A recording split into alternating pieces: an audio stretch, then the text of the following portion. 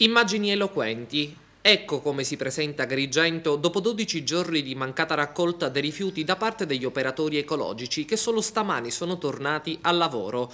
Montagne di rifiuti ovunque che tra l'altro con l'aumento delle temperature hanno ammorbato l'aria di un odore nauseabondo.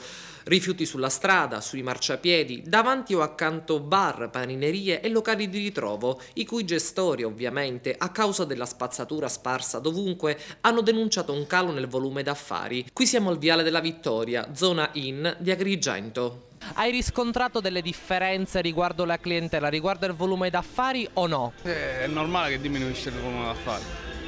Come la devo buttare l'immondizia? Guarda che c'è. In mezzo all'estate c'è lo schifo, quindi immagino. Però che cosa bisogna fare? Non lo so. Boh. Cioè loro non li pagano, quindi che devono fare? Sti poveretti, perché alla fine senza soldi come fanno a lavorare, a mantenere una casa, la famiglia, a pagare, tutte queste cose, è difficile. Parola adesso agli agrigentini. La gente è comune, arrabbiata e stanca. In molti puntano l'indice contro l'amministrazione pubblica e le società d'ambito che gestisce il settore, la Togesa AG2.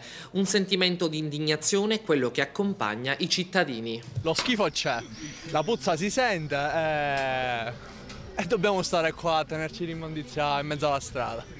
Penso che dovrebbe pensarci il comune o comunque chi è che si ricandida in questa città scrivendo sui cartelloni per sponsorizzare la sua ricandidatura: Agrigento ti amo, dobbiamo risollevare Agrigento e diciamo queste stronzate qua, va, perché comunque alla fine se sei sotto elezione io dico che qualche cosa in più la dovresti fare per vedere che comunque ci tiene ad Agrigento, ma a quanto pare non è così e vogliono stare là solo per prendersi i soldi e basta. Immagina che si commentano da solo, guardi.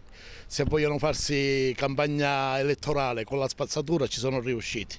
Guardi, sono veramente indignato di questa cosa. Sì, a dire il vero la cosa non mi sorprende perché non è la prima volta che si verifica un fenomeno simile, quindi confido in un risveglio, in una resurrezione pasquale, per restare in tema, di chi diciamo per ora non interviene. Confido nei politici e nel loro intervento tempestivo. È male, sempre male, e da male in peggio. Non si può resistere perché c'è troppo puzza, c'è troppo capè e può portare malattie, anche può portare. Quando finisce lo sciopero i netturbini dovranno fare il lavoro sia quello attuale che quello precedente in pochi giorni, quindi ci perdono solo i netturbini. È una situazione disperata, è vergognoso. Parliamo di turismo e poi vediamo quello che succede con 10 giorni, è inammissibile. Siamo peggio di Napoli è diventato.